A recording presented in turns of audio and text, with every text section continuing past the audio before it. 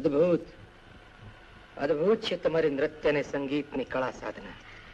ધન્ય ભાગ્ય મારા કે કળાને સાચા કદરદાન જોવા ને પારખવા આવ્યા. સંગીત અને સુરની સાધના એ તો અમારા વડવાઓનો અમને વારસો છે. એની તો ત્યારે ખબર પડે કે ઘૂંઘરું ને સિતારનો ઝંકાર અરસપરસ એકરૂપ થઈ જાય. રા નિમંત્રણ આપે છે. આવો, જૂનાગઢ તમારી કળાનું સ્વાગત કરશે.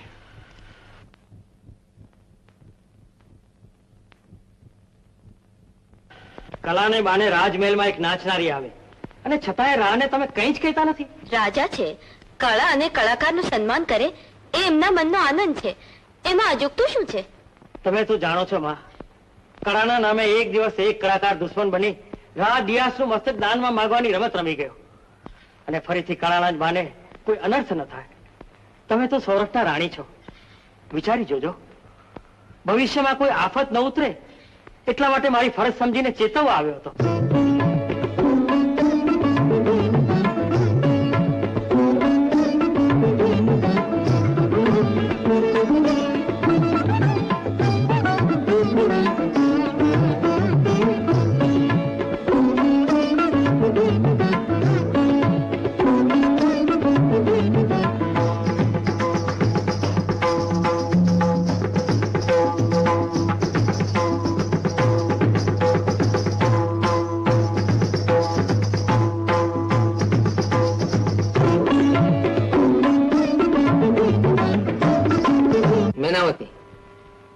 મને કલાથી પ્રીત છે એટલે જ કલાકારને સન્માનું છું.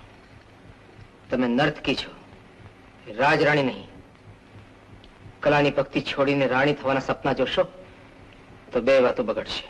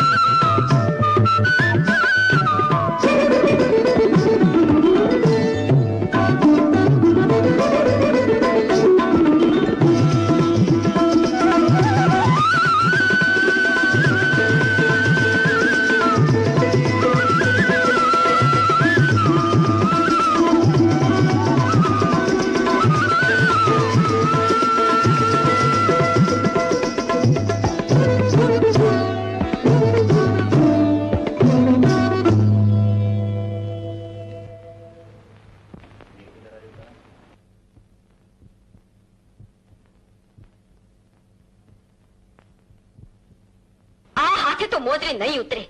રજપૂતાણીના હાથ રણ મેદાને જતા પતિને તલવાર બંધાવી જાણે. આનું પરિણામ શું આવશે? જે આવશે તે ભોગવી લઈશ. તો જાઓ, જીવો ત્યાં સુધી મને મોઢું ન દેખાડતા.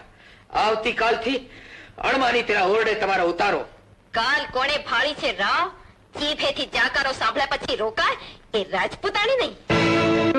બોલો. ચારમાં કાગડો કાવ કાવ કરે છે. આ તે કાગડો હોય તે કાવ કાવ જ કરે. એ તો મારા જેવો મોરલો હોય તે ટવકે, સમજ્યા? અરે પાછો બોલ્યો. હા ભાઈ, પિયરના દશેનો બોલતો કાગડો હંસ જેવો જ લાગે. જરા માખણ ને રોટલો ખવડાવો એટલે મીઠું બોલશે. જો જુનાગઢ ને માર્ગેથી કોક અણીપા જ આવે છે. જરૂર મારા વીરનો વાવડ લઈને આવે છે. તઈ સામો સાદ કરો, નકર અસવાર પાછો કાંક આડે માર્ગે ચડી જશે.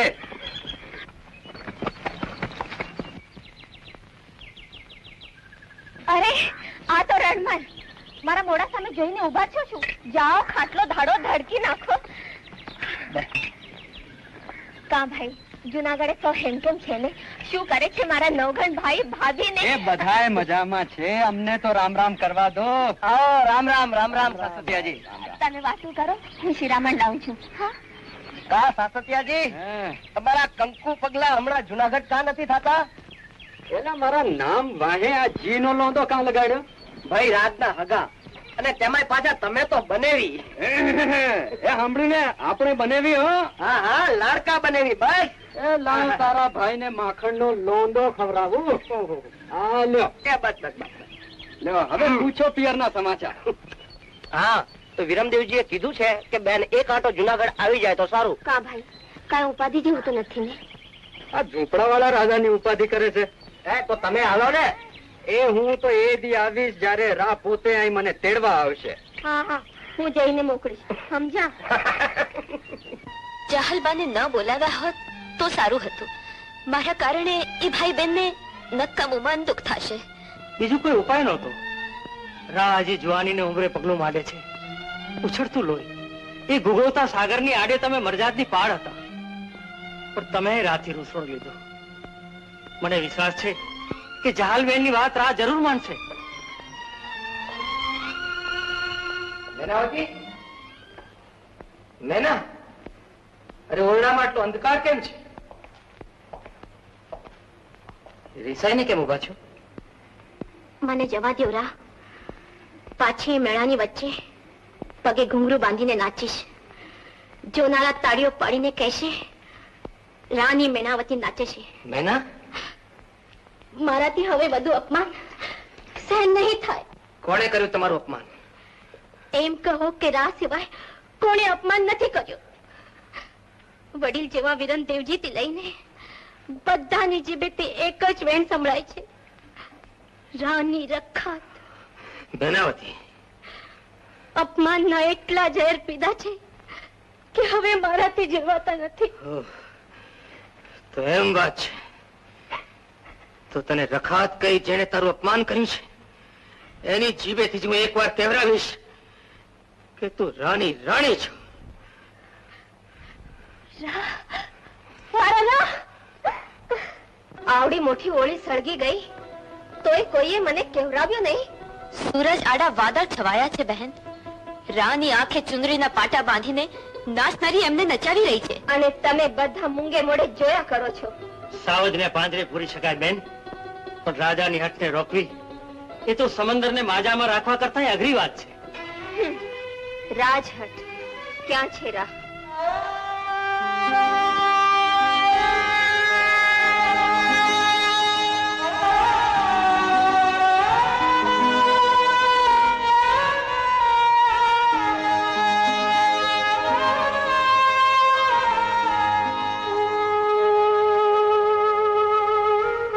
જેની આંખોના કામણમાં રાટ વાયો છે એ જ તું નાચનારી ને? અને રા પાસેથી ઘણા વખત નામ સાંભળ્યું છે, એક જાહલબા તમે, ખરું ને? ઓહ, તો તું મને ઓળખતી લાગે છે. એટલે તો આટલા માનથી બોલાવું છું નણંદબા. કયા અધિકારે તું મને નણંદ કહીને બોલાવે છે? એ તો તમારા ભાઈને જ પૂછી જોજો ને. એ જ પૂછવા આવી છું.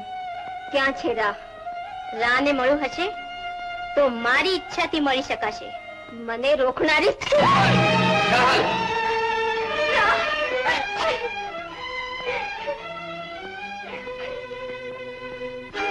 બેન, તેના ઉપર હાથ ઉપાડીને એનું નહીં મારું અપમાન કર્યું છે.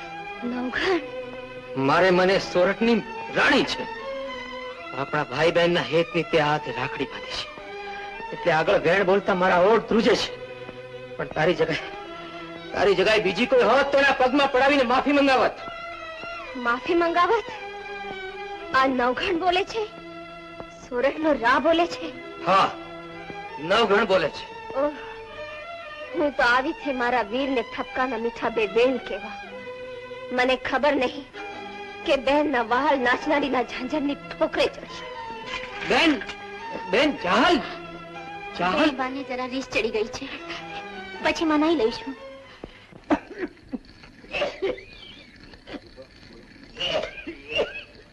અરે ગગી, ઓ બેટા, ઓલો જી ઉઠે રોટી વાળે જમાઈ ક્યાં છે? એ ઘરમાં બેઠા બેઠા દળનું દળે છે. દળનું દળે છે? હા.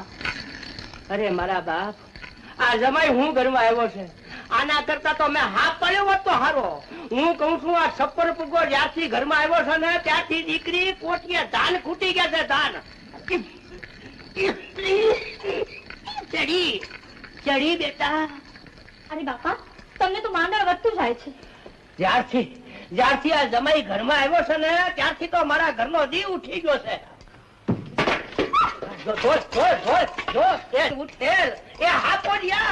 અરે ઘરમાં પાલી બાજરો છેવટનો વધ્યો તો એ ઢોળી નાખ્યો ને.